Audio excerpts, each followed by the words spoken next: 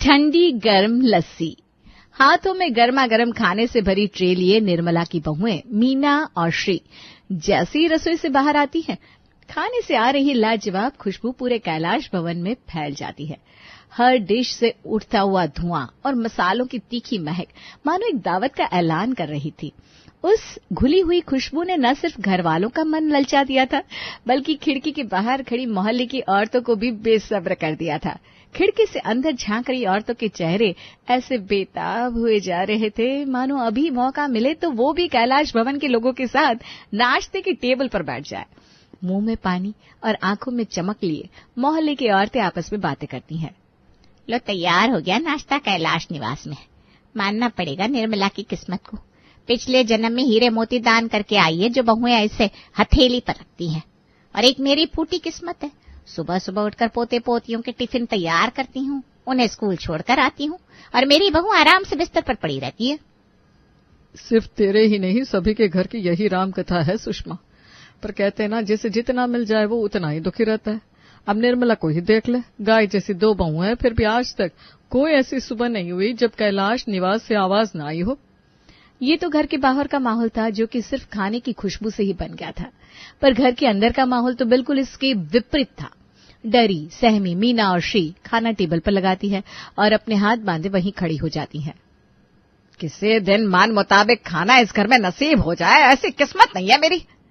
क्या आलू और करेले की सब्जी बना दी बहू तुमने? जब एक बहू थी तब भी वही रोना था, अब दो आ गई तब भी वही रोना। ठीक है ना निर्मला जी, खाना तो खाना होता है, खा लीजिए। अरे कैसे खा लीजिए? आप ही ने इन दोनों को सर पर चढ़ा रखा है।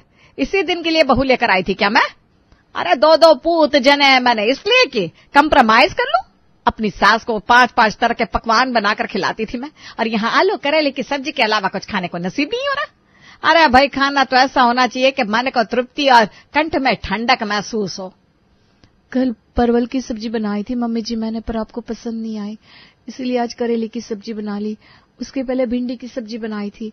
अब गर्मी के मौसम में तो यही सब्जियां आती है। अब खुद उबल कर प्लेट पर तो नहीं सज जाऊंगी ना मैं मम्मी जी। देख रहा है जबान अपनी बीवी की कैसे कैची की तरह कच चल रही है। दोपहर में आलू और करेला मत बनाना, कुछ और बना लेना मीना।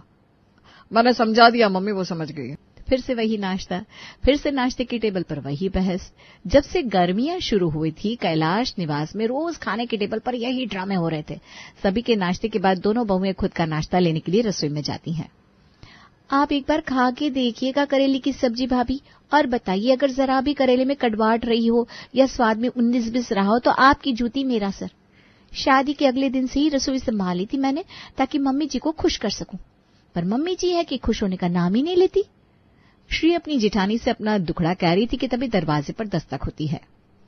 कोई है क्या घर पर? अरे बिना बहू श्री। जा श्री, जरूर रेणु आंटी आई होगी। यहाँ पड़ोसी हमारे घर से रोज सब्जी मांग कर लेकर जा रहे हैं, और एक हमारी सास है जिन्हें हमारे हाथ का बना खाना राज ही नहीं आता। श्री दरवाजे पर जाती है, और जैसा कि मीना ने अंदाजा लगाया था, रेणु के आने का कारण बिल्कुल वही था। आज सुबह जरा हाथ पैर खोलने के लिए यही सोसाइटी में वॉक कर रही थी मैं, तो बेटा तेरी रसोई में नजर पड़ गई। करेले की सब्जी बना रही थी ना तू? सही है। इसी तरह ना रोज अलग अलग तरह की सब्जी बनानी चाहिए। मैंने भी जवानी में कई सब्जियां बनाई हैं, पर अब नहीं होता। वो तो है आंटी जी, इस उम्र में भी आप काम कर लेती है, वही बड़ी बात है। अरे पर इतनी मेहनत का क्या फायदा बेटा? तू तो जानती तेरे अंकल जी को शुगर की बीमारी है। मेरे हाथ का कुछ बना उनको अच्छा ही नहीं लगता, कहते हैं खाने में स्वाद नहीं है। अब बता, शुगर पेशेंट को और क्या ही बना कर दे दूं? आधे से ज्यादा खाने की चीजें तो इन्हें मना रहती है। पर एक बात है, कैलाश भवन से गया हुआ खाना इन्हें बड़ा पसंद आता है।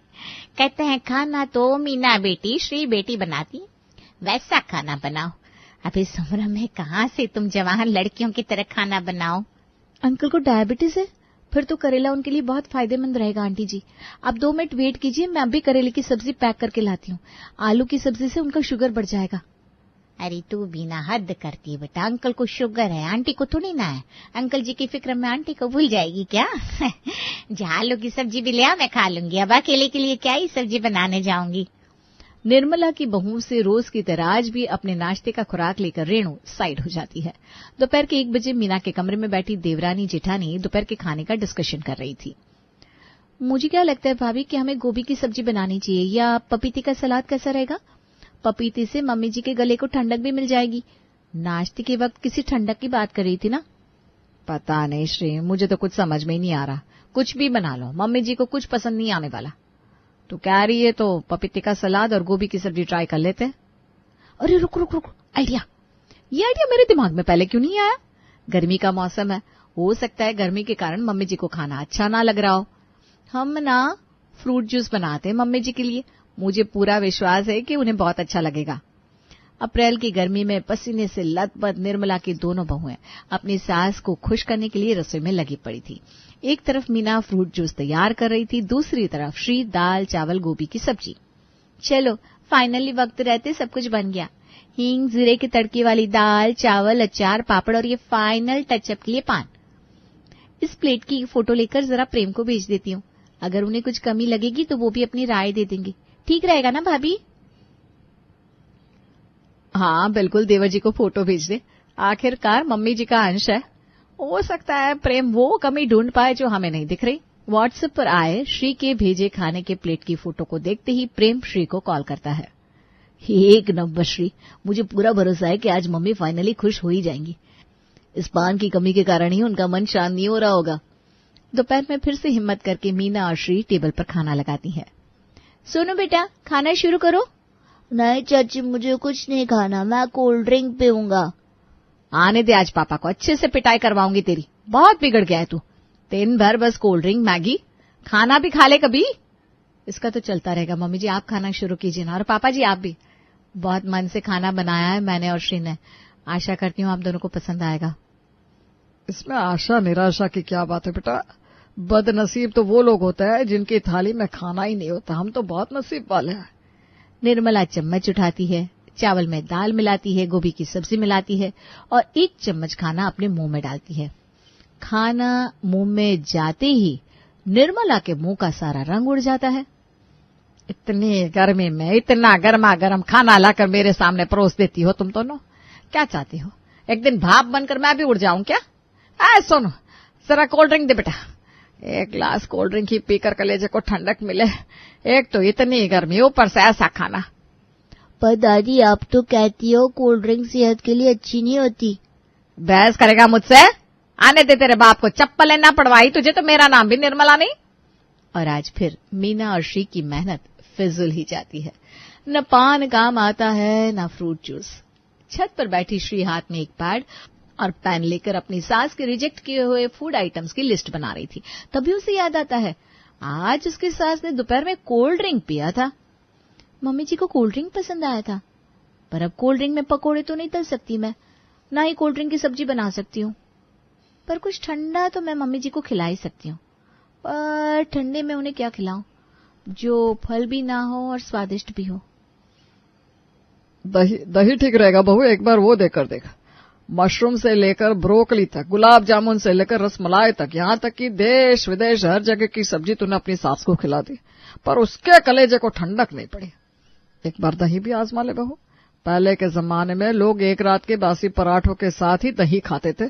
सेहत के लिए भी अच्छी होती थी और गर्मी में कलेजे को ठंडक भी पहुंचाती थी। ठंडक, यही तो कहा था मम्मी जी ने। वाह वाह पापा जी, आपने मेरी प्रॉब्लम सॉल्व कर दी। अब मैं समझ गई मुझे खाने में क्या बनाना है। और अगली सुबह नाश्ते में श्री वही करती है जो उसके ससुर जी ने कहा था।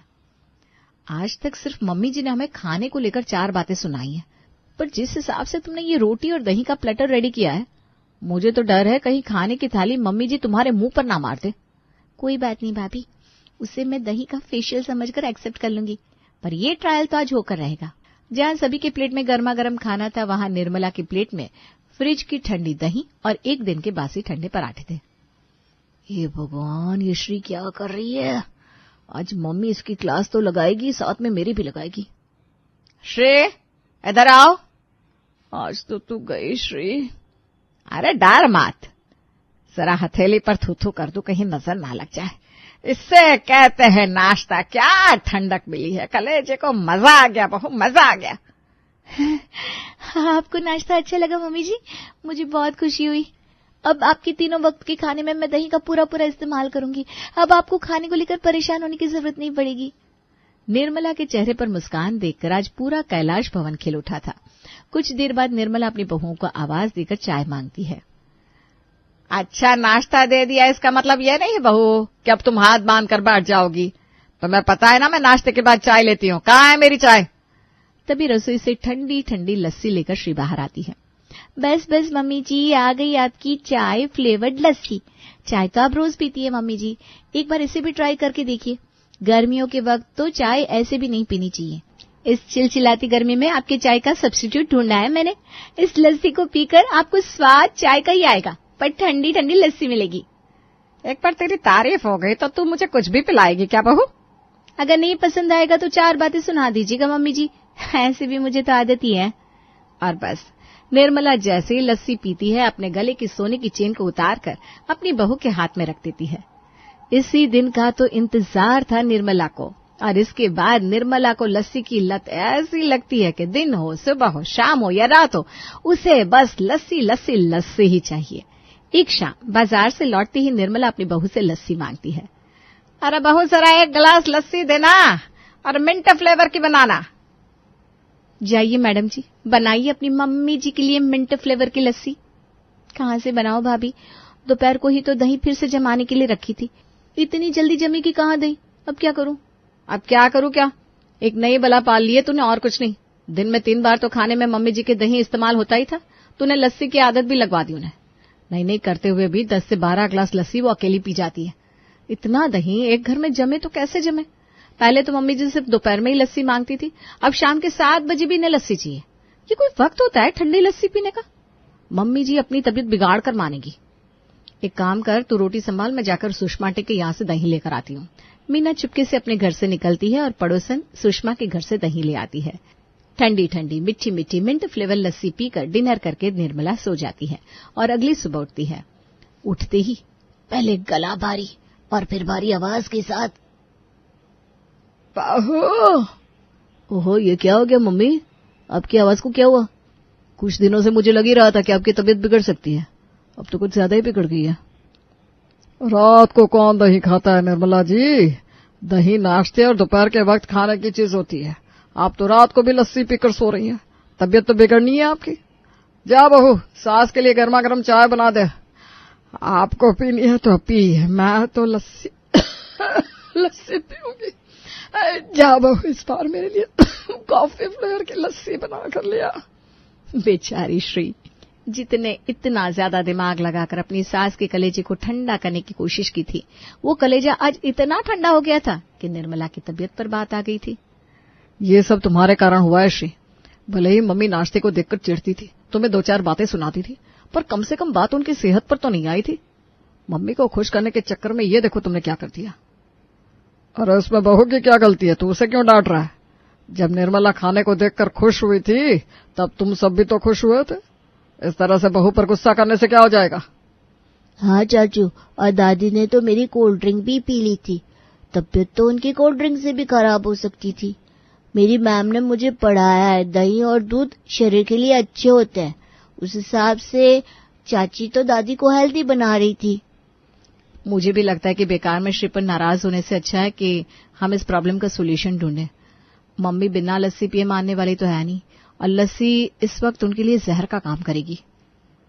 आप सबको लगता है ना ये प्रॉब्लम मेरे कारण शुरू हुई है, तो इस प्रॉब्लम को ठीक भी मैं खुद ही करूंगी। मुझे आप में से किसी की जरूरत नहीं है। श्री अपने कमरे में जाती है और रोती हुई अपनी माँ को कॉल लगाती है। अब तुम्हें मेरी मदद कर सकती हो मम्मी। मेरी सास ने तो लस्सी पीने की जिद ठान ली है, पर उन्हें बहुत बुरी खांसी है। ऐसे में उन्हें लस्सी देना ठीक होगा क्या? पर लस्सी नहीं मिली तो वो खाना नहीं खाएगी। ऐसे तो उनकी तबीयत बिगड़ जाएगी मम्मी। मेरे ससुराल वाले मुझ पर बहुत नाराज हो रहे हैं, मैं क्या करूं? तो किसने कहा था तुझे अपनी सास को ठंडी ठंडी लस्सी पिलाने को? ठंडी गर्म लस्सी पिलाती? ठंडी गर्म लस्सी? मैं समझी नहीं मम्मी, ये क्या होती है? तू भूल गई क्या? तेरे दादाजी को कैसे हमेशा कफ की शिकायत रहती थी और दही के सिवा वो कुछ खाना नहीं चाहते थे, तो ऐसे में मैं उन्हें गर्म करके दही देती थी। दही देखकर उन्हें संतुष्टि भी हो जाती थी और उनकी तबीयत भी नहीं बिगड़ती थी। तू अपनी सास को लस्सी गर्म करके पिला दे। अरे हाँ, thank you mummy, love you love you love you. कहते हैं ना, माँ के पास हर प्रॉब्लम का सोल्यूशन होता है। पार्वती से मिले इस सोल्यूशन को पाकर श्री बहुत खुश हो जाती है और रसोई में जाकर दही को जरा गर्म करके नॉर्मल पानी मिलाकर अपनी सास के लिए लस्सी बनाती है। इस लस्सी में अब जरा सी हल्दी, सौंठ, तुलसी के पत्ते और काली मिर्च डाल देती हूँ। काढ़ा तो मम्मी जी पीने से रही, अब लस्सी के जरिए ही उन्हें मैं काढ़ा पिलाकर फिट एंड फाइन कर दूंगी। सभी के सामने लस्सी लेकर जैसे ही श्री रसोई से बाहर आती है, सभी का मुंह बन जाता है। बहुत साइड ले रहे थे ना पापा आप श्री की, देखिए लस्सी लेकर आ गई। अरे भाई, मम्मी कल को पेट पर चढ़ने की जिद करेगी तो तुम क्या वो भी पूरा कर दोगी? मुझे मेरी बहू पर पूरा भरोसा है, वो अपनी सास के लिए जो करेगी सही करेगी। यहाँ निर्मला लस्सी पीती है, वहां उसे बेटर लगना शुरू होता है। दोपहर होते होते तो निर्मला की तबीयत बिल्कुल ठीक हो जाती है। अब कहिए प्रेम जी और जेठ जी, आप सभी को लगता है कि मैं अपनी सास की तबीयत के साथ खिलवाड़ करूंगी? मैंने मम्मी जी को ठंडी गर्म लस्सी पिलाई, वो भी काढ़े के फॉर्म में, जिसके कारण उनकी तबीयत ठीक हो गई। अब वो 20 ग्लास लस्सी पिए या 50 ग्लास, उनकी तबीयत नहीं बिगड़ेगी। और इस तरह श्री के आइडिया से कैलाश भवन में हमेशा के लिए खुशी छा जाती है।